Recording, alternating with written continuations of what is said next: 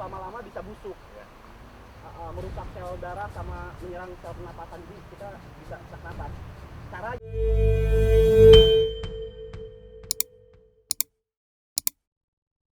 sepanjang 170 km. Untuk mengarungi sungai yang menjadi sumber irigasi utama di wilayah Priangan, Jawa Barat tersebut, saya dan teman-teman dari Persatuan Arum Jeram Kabupaten Tasikmalaya melakukan persiapan secara matang, baik dari sisi fisik maupun peralatan yang kami gunakan. Hari ini Panji masih berpetualang di daerah Tasikmalaya dan rencananya mau mengarungi jeram-jeram yang ada di Sungai Citanduy. Nah, Panji temannya dari kawan-kawan FKPPI Tasikmalaya, dan rencananya di sana kita akan sampai ke jeram keberapa tuh Kang? Kan ada beberapa lintasannya ya? Ya, ada beberapa jeram yang harus kita lalui itu yang sangat deras airnya, terus cukup menantang juga buat diarungi. Oke, siap. Itu pasti keren banget. Makanya jangan kemana-mana, tetap ikutin terus ya. Sudah siap, Pak? Siap. Oke. Untuk menuju lokasi keberangkatan di kawasan Pasir Angin, Kecamatan Purbaratu, Kota Tasikmalaya, kami harus menggunakan beberapa mobil yang sekaligus dapat mengangkut kru serta peralatan arum jeram seperti perahu karet berukuran lumayan besar. Trek naik turun melintasi areal pergunungan menjadi pemandangan sepanjang perjalanan menuju titik keberangkatan arum jeram di Desa Pasir Angin. Bahkan mobil yang saya tumpangi harus bekerja keras untuk menaklukkan jalan tanjakan. Ditambah lagi beban berat, barang, dan penumpang membuat laju mobil terasa pelan.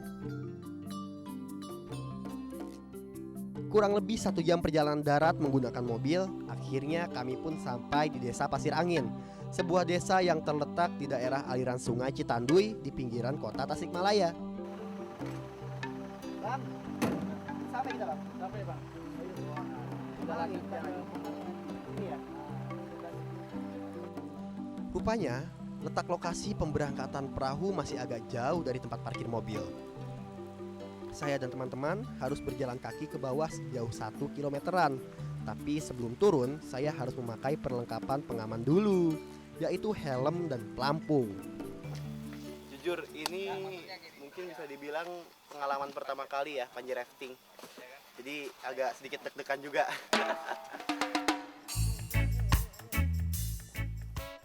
Jalan setapak menuju ke titik pemberangkatan rupanya tak kalah menantang. Kontur berbukit naik turun dan tanah yang basah akibat hujan semalam membuat saya dan teman-teman harus hati-hati karena jalan sangat licin. Apalagi kami harus mengangkat dan membawa perahu karet yang cukup berat. Perjalanan dari tempat parkir mobil hingga pinggir sungai lumayan capek, tapi ada baiknya juga sih. Ya, hitung-hitung menjadi pemanasan dan pergerakan otot sebelum mengayuh perahu.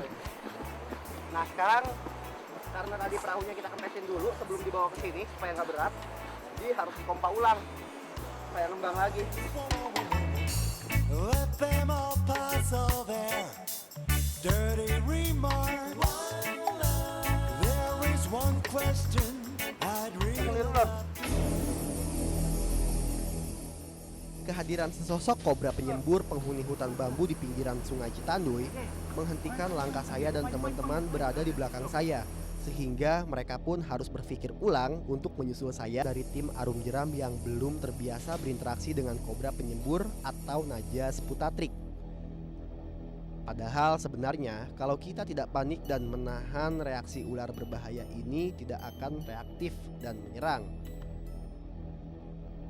Semakin reaktif kita, akan makin agresif tingkah kobra penyembur ini. Bahkan ia cenderung akan menyerang, kendati pun yang ada di hadapannya adalah makhluk yang ukuran tubuhnya jauh lebih besar.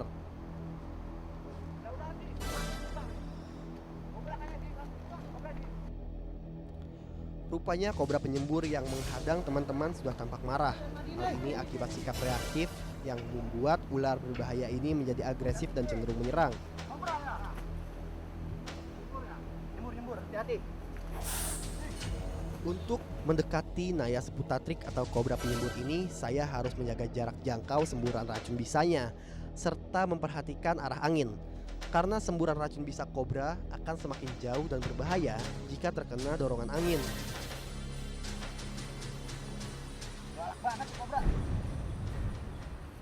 kalau ini galaknya nih. Tetap tenang dan tidak terburu-buru menjadi cara yang paling efektif untuk dapat mendekati dan berinteraksi dengan ular berbahaya ini. Karena kobra sangat peka sekali terhadap setiap gerakan yang ada di depannya. Bahkan ia akan menganggap benda yang ada di depannya sebagai musuh atau mangsa jika terlalu reaktif. Lagi. Hati-hati, Ki. Nah, lihat ini. Ular kobra pun bisa tenang tuh. Nggak kayak tadi awal pertama dia galak banget. Hey. Lihat nih. Ular ini besar banget. Karena biasanya kobra yang biasanya ditemuin ya, kobra liar kecil, sebesar ini. Tidak mudah memang mengendalikan seekor kobra penyembur yang sudah sangat marah. Bahkan ia selalu memperhatikan dan mengikuti setiap gerakan saya. Tatapan mata kobra yang cukup tajam membuat ular ini sangat berbahaya dan sewaktu-waktu bisa menyerang dan menyuntikkan racun bisanya jika saya lengah sedikit saja.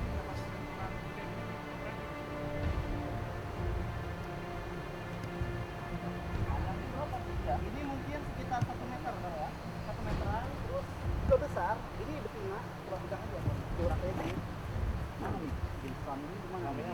Nggak bisa kelihatan, cuma tuh kalau misalkan dipencet, dia ada cirinya aja. Kalau misalkan dipencet, keluar ini putih, itu kucing cewek. Jadi kalau misalkan dipencet keluar apa? Merah. Nah ini kan enggak kan, cuma putih-putih aja. Berarti kalau merah? Kalau merah berarti cowok. Ya, Ya, ini cewek. Udah gitu dari postur tubuhnya juga lebih besar kalau kobra. Ini masuk ke ini pink apa? Ini enggak, Kobra ini biasa? kobra biasa. Kobra Ini biasa ya? jenis kobra penyembur, spitting kobra. Oh, gitu. Iya, gemuk banget loh ya, makannya banyak sini. Oh, masih ada dia Jadi coba sekarang kita lihat. kebun bambu ini. Lihat ya.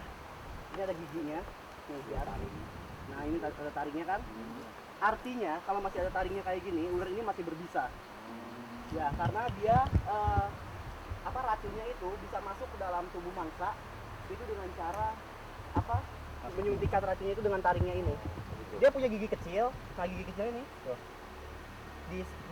dilindungin sama Tapi manjang itu, Ji. yang panjang cuma ini aja. Yang muncul cuma taringnya aja, ya. Taringnya dua ya? Ini dua tuh. Wes, keluar ya? Nyembur ya? Lihat kan? Ya, itu artinya ular ini memang masih pol bisanya, masih liar banget. Oke.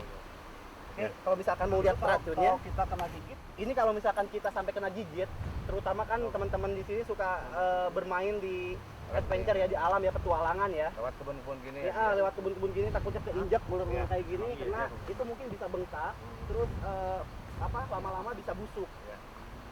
Merusak sel darah sama menyerang sel pernapasan, jadi kita bisa sesak napas. Caranya kalau misalnya gigit ular kayak gini, itu kita ikut aja cari pakai tali kayak ini, buat ya, Perjalanan darah. dan itu bisa tahan sampai 2 hari biar tidak diobatin. Tapi tetap harus ke rumah sakit karena racunnya ini hanya bisa dilumpuhkan dengan penin atau serum anti bisa ular, sabu namanya kalau di rumah sakit. Nah, sekarang kalau misalkan pengen lihat bisanya, kita bisa sedikit tekan bagian kantung bisa, coba pegangin Bang. Tolong. Sekarang ini ada kantung bisa di kanan kirinya.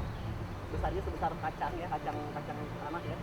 Dan kalau kita tekan bagian ini bisanya keluar. Warnanya bening. Racun, neurotoksin, dan hemotoksin yang berada di dalam kandungan bisa ular kobra merupakan senyawa kimia, protein, dan zat-zat lain yang berasal dari sari-sari makanan yang dikonsumsi oleh ular kobra.